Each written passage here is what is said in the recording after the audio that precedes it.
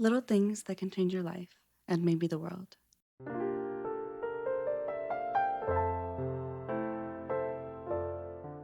Hello, welcome back to the podcast. Today we're talking about Make Your Bed.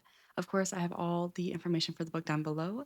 This book does have topics of war, some stories, personal stories from him. He is a U.S. Navy admiral. I hope I'm saying that right. So if that's something that triggers you, please be cautious reading this book or even watching this video.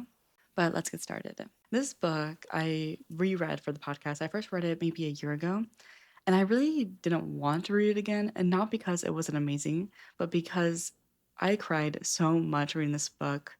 The stories and it are just so moving. I also listened to the audiobook, and I don't know, it's just so moving. It makes me just so grateful, even more grateful. I'm already grateful, but even more grateful for the military that we have in America and what they have to go through. And it was just such a moving book, just really wonderful messages. And it's a very, very short read. I think it's like 2 hours, if I have to remember correctly, maybe even less. I will definitely be buying it for my shelf. I love it so much.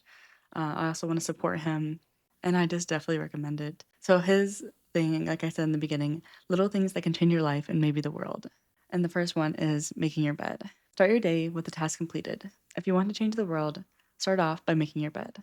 At the end of the day, it will be a reminder that you did something well, something to be proud of, no matter how small the task. And of course, these are my personal notes. So when you read it, you're going to probably catch other things that pertain to you and something that probably you love that maybe I didn't catch. You can't do it alone. You need help during difficult times. And he talked about his parachute incident, which is very heavy. Oh, sorry, thinking about it, it's very heavy. But how the people around him helped him and didn't let him become a victim of his circumstances, specifically his wife, and how they helped make him stronger. And he said, never forget that your success depends on others. There was another story about a man who was in a bad accident, but the man never complained. He never pitied himself. He never asked, why me? And in fact, after the accident, he went on to be very accomplished painter. He fathered a beautiful young girl. It is easy to blame your luck in life on some outside force, to stop trying because you believe faith is against you. It's easy to think that where you were raised, how your parents treated you, what school you went to, is all what determines your future, but nothing can be further than the truth. Don't complain, don't blame it on your misfortune. Stand tall and look at the future and keep going. I wasn't going to touch this book because it was extremely heavy as well. It was called The Happiest Man Alive, and I just finished reading it. I was going to do like a podcast on it, even though it is a wonderful, wonderful, wonderful, but very heavy book. But something I really loved about it was if you don't know, he's a survivor of the Holocaust, and he went through like extremely hard times, of course. I can't even imagine.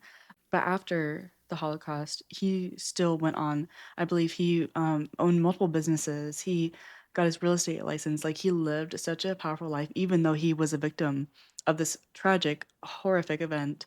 He still made his life his, which I just think is just so admirable. I think it's so valuable, something we can all learn from, or especially, or at least me, I can learn from. Never ever have a reason to complain. I'm just so grateful for the life that I have. Failure can make you stronger. You will pay for your failures. But if you persevere, if you let those failures teach you and strengthen you, then you will be prepared to handle life's toughest moments. Over the years, I have stumbled often, but for every failure and every mistake, there were always hundreds of successes.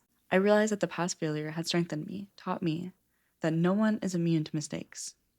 True leaders must learn from their failures, use the lessons to motivate themselves, and not to be afraid to try again. You must dare greatly.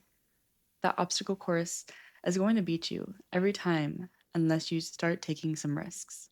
Who dares wins. Those who live in fear of failure or hardship or embarrassment will never achieve their potential. Stand up to bullies, have courage, rise to the occasion, be your very best in the darkest moments. That is what separates you from everyone else. In the dark moment, reach deep inside of yourself and be your very best. Give people hope.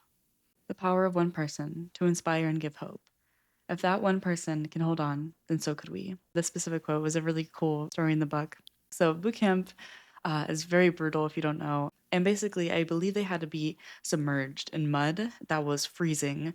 And you have to stay there like as long as they tell you to. I can't remember exactly. The captains, the leaders, or whatever, they were all sitting by a fire, had like food with them, and they were all sitting there when everyone else was in the mud.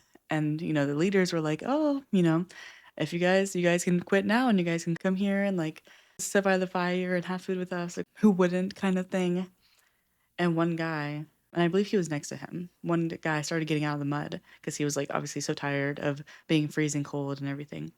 And I believe the author like grabbed him, but the guy like yanked his hand out. But then one man, and I think somewhere within them all, started singing a song to bring them close together. And so the guy came back, and they all stood there, and they all started singing together louder. Of course, the leaders were becoming angry, but it shows like if that one person can give hope, then it helped the whole team. Sometimes it just takes one person to make a difference.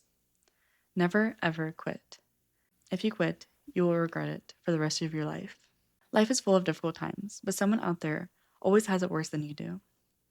If you fill your days with pity, sorrow for the way you have been treated, blaming your circumstances on someone or something else, then life will be long and hard.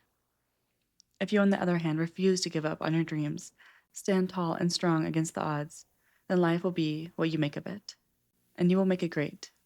Never ever give up. I know this is an extremely short episode, but this book is small but so powerful, and I really just loved it.